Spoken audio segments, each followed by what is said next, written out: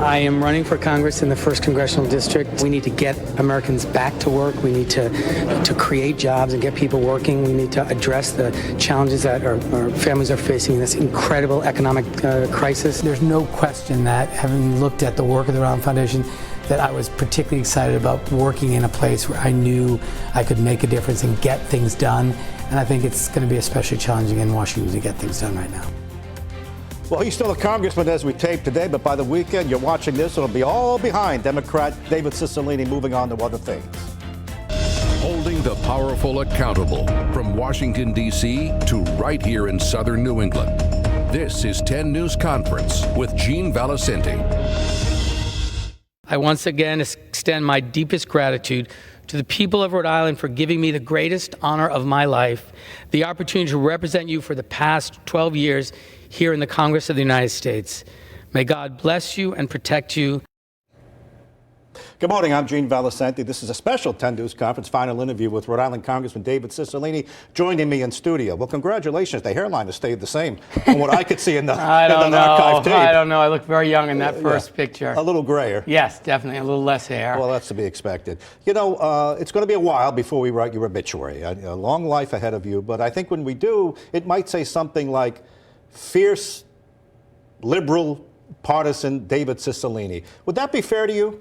Absolutely. Would be. Okay, good. Because I was going to revise and say, well, staunch Democrat, but fierce liberal partisan. No, I think I'm a proud liberal. I think I've ever hid that, and I've always fought for what I believed in. So I think that's a fair description.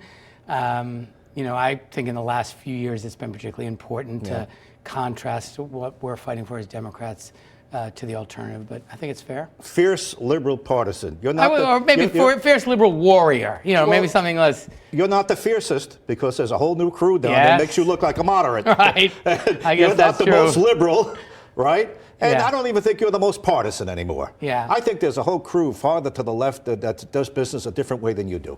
Yeah, I mean, look, I've been very clear in my progressive values, but I've also found opportunities to work with colleagues on the other side of the aisle. Some of the most important work I did in the area of antitrust, I did with Ken Buck, a very, very conservative Republican from Colorado. We don't agree on anything else, but we found this one issue. I've done a lot of gun safety stuff with Fred Upton, another Republican from Michigan. So I've been able to find Republicans to work on specific issues to try to get things done. But they really grabbed the spotlight. You've been there 20, what do you think? What do you count, 22 or 23 years? What do you count? I've been in elective office for 28 years. Okay, but I'm talking about in Congress. In Congress, 12. 12, no, more than that. You were elected. It feels like more than that. Yeah. No, you've been in Congress more than 12 years. No, I'm like in the 13th year right now. All right, third count. I'm thinking your total. Yeah, and then total, 8 years as mayor, 8 years in the state legislature. Right. All right, so the math is correct on your end. It just feels like I've been there longer because I did so much work. It's your math. But over time, you are not the most liberal. You are not the most progressive. You are not the fiercest. You may be a warrior, but there's Ilhan Omar, there's AOC, and they could all be ink, not you, and you're the senior man.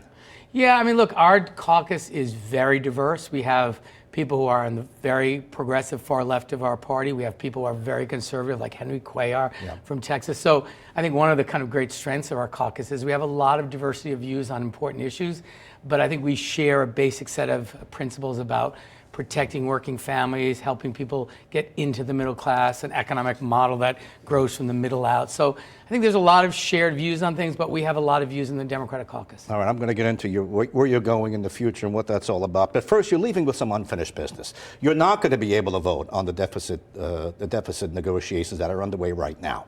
Yes, you'll be gone before they raise the debt ceiling and all of that. No, I'm actually going down to Washington tonight, so I'll be able to vote tomorrow on the debt ceiling. So you think you'll be there in time?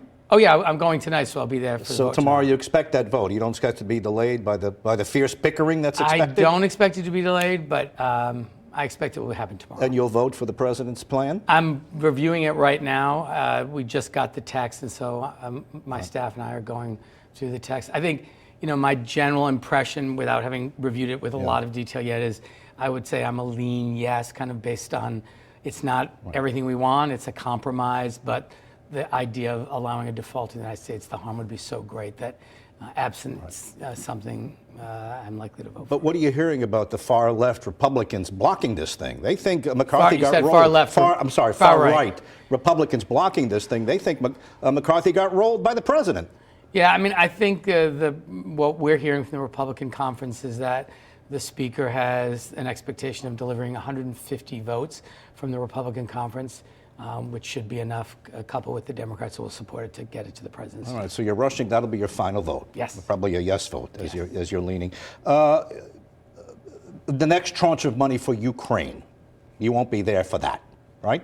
Would you give Ukraine more money? Absolutely. I think one of the things that has been incredibly important is the very strong bipartisan support for the country of Ukraine, understanding that they are not only fighting for their own democracy and their own freedom, but they are, their activities are being watched by autocrats and thugs, dictators around the world who are trying to see the resolve, not only of America, but of our allies in this fight. And they are fighting to preserve democracy there, but also if we allow a thuggish dictator to redraw the lines of a country by force, no country is safe. So I hope there will continue to be very strong bipartisan support until Ukraine is successful in expelling Russia from their country. Would you concede that this is a proxy war? We're at war with Russia? No, I don't. Lindsey Graham over the weekend just said Russians are dying. That's money well spent. If that's not a proxy war, what is? No, I don't think it's a proxy war, but there is no question that as the Ukrainians defeat the Russians and debilitate their military capability, that is in the interest of the United States and the free world. So they're doing the hard work of the NATO allies, but they're doing it to defend their own country and to stop the savage, inhumane war crimes that are killing Ukrainians. So we're beneficiaries of their hard work, which is why, so long as they're willing to fight and give their lives and blood to defend their own country, we ought to support them in every way we can. So if I say, here's a gun, go shoot them, that's not a proxy war? Isn't that what we're doing? Here's no, a we're gun, not saying, we're not telling them to. What do we give them the jets no, for? We're telling them to go to Russians. This is a country fighting to defend its territorial sovereignty. And we are saying we stand with you because we will not allow a thuggish dictator to redraw the lines of a country by force. If Putin can do that in Ukraine, nobody in Europe is safe, and ultimately the American democracy is not safe. Because the Chinese are watching, they're seeing how we behave and how we remain committed to this fight as they think about future action in Taiwan. I think many other kind of dictators who are thinking, what can they do, what can they get away with, are watching to see the resolve of the international community to stand up against Putin. And we've got to understand, this is not just the Ukrainians' fight, it's the democracy-loving people around the world who recognize what's at stake in this fight. All right, we've got a lot of other things to talk about. Let's take our first break early so that we can dig into some other issues of importance to you. Congressman Cicilline with us on his final 10 News Conference interview. As a congressman, he may be back in his next role.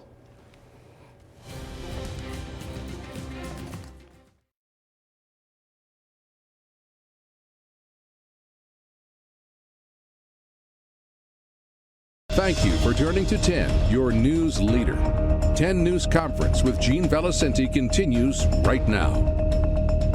When Congressman Kennedy announced that he wasn't running, I saw this as an opportunity, not for me, but an opportunity to bring the message to Washington of what real people need, what hardworking middle-class families are enduring in this country. They need someone in Congress who's going to fight to create jobs, who's going to fight for health care, comprehensive health care reform, who's going to fight to improve public education. That's my colleague Bill Rapley there, so that's how far back we go over here. We kept the tapes, Congressman. Yeah, I see that. We're going through a list of things you're going to leave unfinished. I don't want to dwell too much on this because I want to get to what's ahead and talk a little more about your legacy, what you did do. But you think you'll be able to vote on the deficit ceiling. You'll think tomorrow, unless it's blocked by Republicans, you expect to vote. You'll vote. You would, if you were there, vote for more money for Ukraine. Unfinished business, though, the student loan debt relief. You're leaving before that's solved. Yeah. That was important. No, it's important. The president's proposal was left intact in this deal, which is really important in terms of debt relief. But I have a particular bill that you and I have spoken about that would redesign the way higher education is financed by mirroring what they do in Australia, and that is allowing people to repay a loan interest-free over a 25-year period. Really good model. Dan Goldman is going to take that over. All my major priorities, I've made certain that they have a champion to reintroduce them and lead them, and that particular bill will be led by Dan Goldman of New York. Okay, busting up the big tech and social media operatives, Facebook, Instagram. You're going after them. Yeah. And that's unfinished business. Yeah, we, as you know, we did a 16-month investigation, wrote a 450-page report, again, bipartisan. We introduced 5 pieces of legislation, all bipartisan. We passed them out of the House Judiciary Committee. We only got 2 to the floor, but they got to the president's desk. Yeah. So there's 3 that remain. But I think really importantly, we have awakened the Congress to their responsibility about antitrust again. There's no doubt in my mind that we will pass the other 3 bills. And I think we'll even do more now with the advent of AI. But before I took that role, antitrust was sort of dormant. Nobody was doing it. Yeah. But I think Congress understands now the danger of not promoting good competition policy and reining in big tech. And we've made some progress, but that's going to be ongoing work. You don't like the way they do business. You've made that clear. And you know what? From Elon Musk, we found out how they do business, that they were in the pocket with the FBI and your party. Yeah. How much of that were you aware of, and how much are you surprised at? No, look, the reality is this is the business model that these companies use that basically relentlessly collect data. Mm-hmm. Their business model is engagement. The more engagement they have, the more advertising revenues go up. It turns out the things that they amplify are things that have the most engagement, the most toxic, the most untrue, sometimes the most violent, disinformation. So they have a business model that incentivizes them to amplify the worst content because that's where they make the most money. And the idea that they're ever going to regulate themselves is not going to ever happen. So we have got to enact substantial reforms that hold them accountable for the dangers that they create and also limit their ability to just relentlessly take information from individuals without their consent. I understand what you're saying, but the Twitter files showed us that the FBI had a direct line to Twitter and could call and say, quash this story, take this down, and your party too could do that. Yeah, look, now, the reality is, let's stay with reality. No, the reality is any of these platforms where they have essentially a single decision maker, whether it's Mark Zuckerberg or Elon Musk, the kind of information that they can collect and the fact that they basically manage what Americans receive as information. 2/3 of Americans get their news from Google and Facebook. Think about that. And so their decision about what people get to see shape the world that we see. That's why the kind of market power they have and the size that they have is a real problem, which is why we've had a long history of battling monopolies, because concentrated economic power translates into concentrated political power. So more competition, more choices will help solve that problem. They killed the New York Post's Hunter Biden laptop story on a directive from the FBI.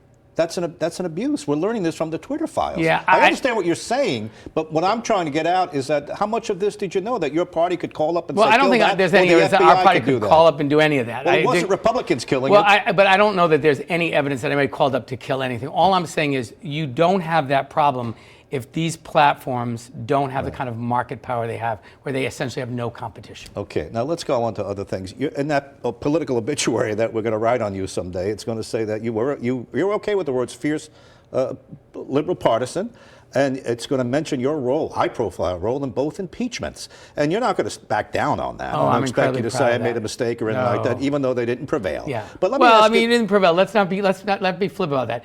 In this impeachment trial that I was a prosecutor, in the prosecution that I was a prosecutor in the impeachment, the President of the United States was convicted by a clear majority of the United States Senate, the most bipartisan, highest conviction rate of ever in any impeachment.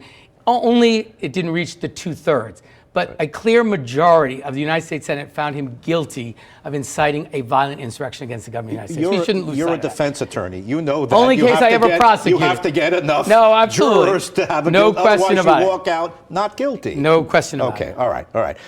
What about the Durham report, though? That's a little different than the impeachments, and that's a little different than these other cases. And now the Durham report is showing that the Russia hoax was in fact a hoax. Let me play this report from our affiliate, and you tell me your reaction to this. And would you apologize for the president or the former president with regard to calling it a Russia collusion? Durham finding significant reliance on investigative leads provided or funded directly or indirectly by Trump's political opponents. The department did not adequately examine or question these materials, even when they learned of contradictory intelligence. Some conservative legal experts going much further, bolstering claims it was a well-orchestrated hit job by the Clinton campaign and government officials with a predisposition to investigate Trump, and citing the parade of Trump critics who for years asserted they had hard evidence.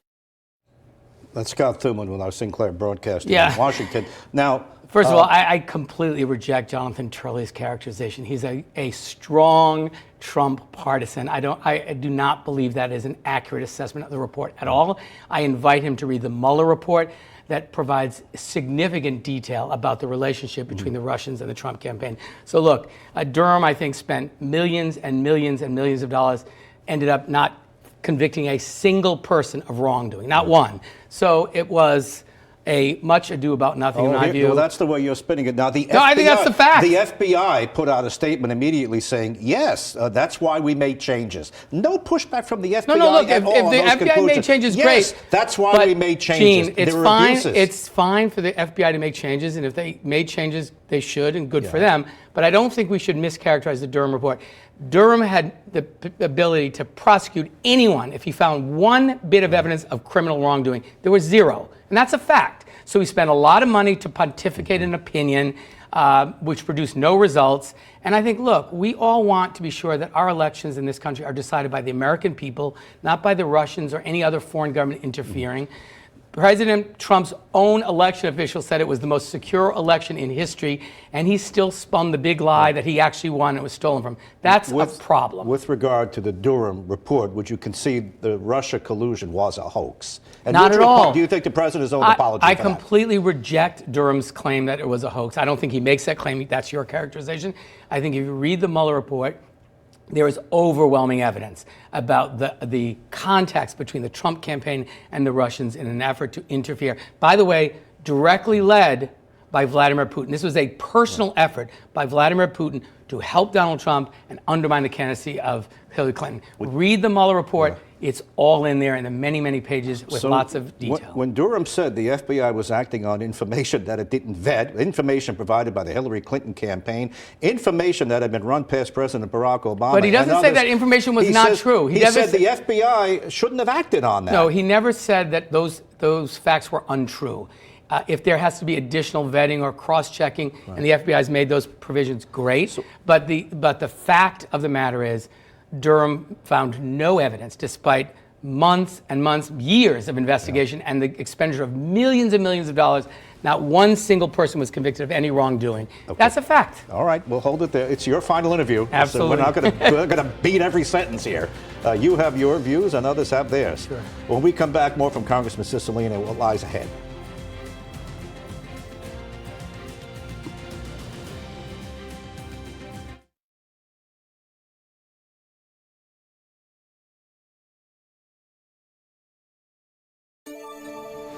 This campaign has been about one commitment, getting Rhode Islanders back to work and figuring out how we can again invest in rebuilding the infrastructure of this country. I ran for Congress because, like so many of you, I believe that Washington is really broken and doesn't understand what's happening to real people in this country. You could have been reelected again, easily, and has kept that seat as long as you want. Why are you giving it up? Well, first I'd say I am incredibly grateful to have had the opportunity to serve in Congress representing our state. It has been the greatest honor of my life, and I will always be grateful to the people of Rhode Island for giving me this opportunity. I was presented with the opportunity to lead the Rhode Island Foundation as its new president and CEO. This is one of America's oldest and largest community foundations that makes investments in ensuring everyone has access to high-quality public education, creating economic opportunities for all Rhode Islanders, and making sure folks have access to quality, affordable health care. And as I thought about the opportunities to work at the foundation and lead that work and build upon the work done by my predecessor, it was a place that I knew I could have a real impact on the state that I loved. I could see the work that I was doing and the impact it was having on people's lives, and get to come home and work in the state that I love. So for me, it was really a way to take the almost 30 years of elective office and take that experience and bring it to bear on the work of the Rhode Island Foundation and make an even greater impact on Just a quick footnote. When were you presented with that opportunity? Was it before the election? No, it was after the election. It was after the election. So you're saying they came to me after I won the election? Yeah, it wasn't anywhere in the peripheral. No phone calls. And I, when I first began to think about it, my first reaction was no. I have a job that I love. The more I thought and learned about the work of the Rhode Island Foundation and the ability to have such an impact on the life of Rhode Islanders, the more excited I became. So this was after the election? Yes. Okay. Now, with regard to the Rhode Island Foundation, it's become a very political organization. The legislators up at the State House, they have that on speed dial. They asked them to come up with a report on how to spend the COVID money. In fact, they asked Neil Steinberg, who would be your predecessor in a couple of days here. He was the guy who made the phone call down to Florida to buy a bus for the homeless on behalf of the governor. Play this, and then we'll listen to this. I mean, is this really the role of the Rhode Island Foundation? The day before Thanksgiving, we get a phone call from Neil Steinberg out of the Rhode Island Foundation, and he said that the governor made an announcement to house 500 people that were currently homeless in the state of Rhode Island by Thanksgiving. And mind you, this was the day before Thanksgiving, and wants us to go through the route of building them a bus. Is this the role of the Rhode Island Foundation to buy a bus on behalf of the state? Rhode Island I have a few other examples. the Rhode Island Foundation is the largest funder of nonprofits in our state. Right. It's the Rhode Island statewide community foundation, and its responsibility is to address the needs of Rhode Islanders in whatever way we can. We have identified, or the foundation has identified, 3 specific areas of focus, those strategic initiatives, but they also do work in housing and the arts and a number of other areas. And one of the responsibilities of the foundation is to both do long-term investments that address the long-term issues of a community, but also to address the immediate, the stuff happening right outside their door, the hunger, the homelessness. So that's absolutely a role of the Rhode Island Foundation. It's an appropriate role. The decisions about the priorities of the General Assembly and their budget will, of course, remain with elected officials. But the foundation is an important partner in that and an important convener. For example, it brings together people when the issue of housing surfaced. They said, we'll bring together the best experts in the country to help develop a plan for Rhode Island. When we talked about the life sciences, biotech, it can bring together resources to put together plans. Then it's the responsibility of the elected officials to execute those plans. That makes my point. The governor is so comfortable that he would call up Neil Steinberg and say, why don't you go buy the bus? And on behalf of the state, you buy the bus, and the state would cover it. And Neil did. He made the initial call. But just I don't want to get hung up on this. My point is that the Rhode Island Foundation has become very, very comfortable with the politicians at the State House. I would say 2 things. I would not suggest that the governor directs Neil Steinberg to do anything. Neil Steinberg, as the president and CEO of the Rhode Island Foundation, will make a judgment as to whether or not an investment makes sense based on its priorities. This was state tax dollars. He was buying the bus on behalf of the state. No. He put the order in. But what I'm saying is the Rhode Island Foundation has a certain set of priorities, and the president and CEO will make a judgment as to whether or not that's an appropriate priority, an appropriate investment.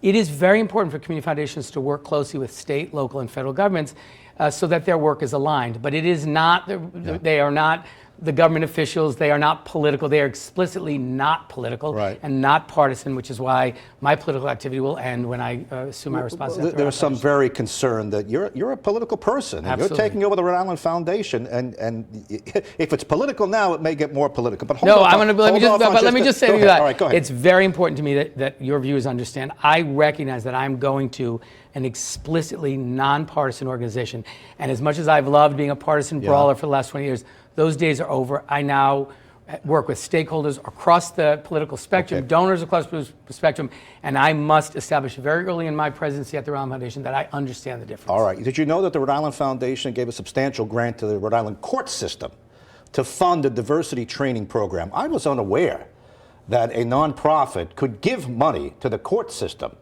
because it thought it was important that they study diversity. Isn't that a conflict of interest? Judge Flanders told me it was a conflict of interest, and he used to be on the Rhode Island Supreme Court. Play that for me before we go. This is Judge Flanders on this grant money that went from the Rhode Island Foundation to the courts. Yeah, I think it's troublesome because obviously it raises the question of whether such grants will skew justice and curry favor with the court system. Yeah, it's happening. I think Judge Flanders is completely wrong, with all due respect. All right. I think it's a perfectly appropriate function for the Rhode Island Foundation to help institutions focus on issues of diversity and inclusion. That's a perfectly appropriate role for a community foundation, and there's absolutely no conflict. I wish we had more time. We could go on for hours. Yeah. You can have me back. I will have you back because this is a report that you put out. Let me hold it up to the camera. There we go. It lists all your accomplishments and what you believe are important. Where would you like people to go to read this? They're going to get, if you get my email newsletter, you'll get it today on email. If you go to Cicilline at mail.house.gov, we'll send it to you if you don't have it. Congratulations on your career. Thanks for coming in. We'll see you soon. Thank you, Gene. Thank you. Great to be with you. And I'll see you.